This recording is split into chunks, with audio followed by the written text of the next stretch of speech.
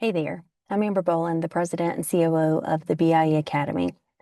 A few weeks ago, the American Academy of Health Physics put out the Did You Pass, Did You Fail emails for the folks who took part two of the Certified Health Physicist exam in 2025. The folks that I saw announce that on LinkedIn, I reached out to them to find out what worked, what they think made them successful, how they passed. And I put all this together in a how to be successful guide. So I'm going to share just the highlights of that with you in this video. And then if you go to our website at bieacademy.com, you can download the full guide. So let's take a look. So I talked with 6 people who had recently passed the CHP exam, either in 24 or 25, and these were some of the lessons that they shared with me. So what actually works? 6 months was the most common study duration for success. Daily practice is very important. Consistent problem solving throughout the 6 months, not trying to have cram sessions. Using a structured approach. This built routine habits for better preparation. And then daily problem solving was the number one common thing across the board that everyone said worked. Timed mock exams are critical. You have to take full length exams under testing conditions to really get yourself ready. You can't build endurance by doing one problem at a time and taking a 2 or 3 hour break. I doubt you sit still for 6 hours and do anything, especially something really intense. And if you don't start practicing that early, you won't make it through the whole exam.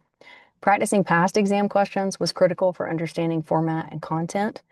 Using DataChem, this is more on part 1 than part 2, but it is a good review of those fundamentals.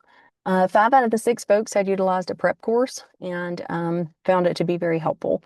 There are online prep courses like BIE Academy. There are in-person prep courses like Dr. Bevilacqua's course, but the use of a prep course seemed to be, again, across the board, very helpful. Some part 2 advice, work on your communication skills. There's a lot of writing on this exam. There's a lot of math as well, but you've got to explain to the grader what you were thinking. Clear structure will earn you points.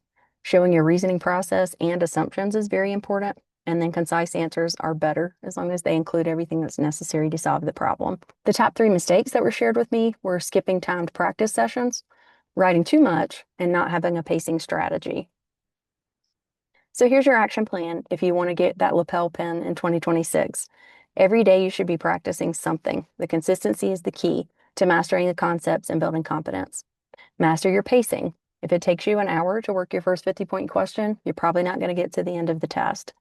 Make sure you're taking timed mock exams and simulate those exam conditions so it really is like a real-life test.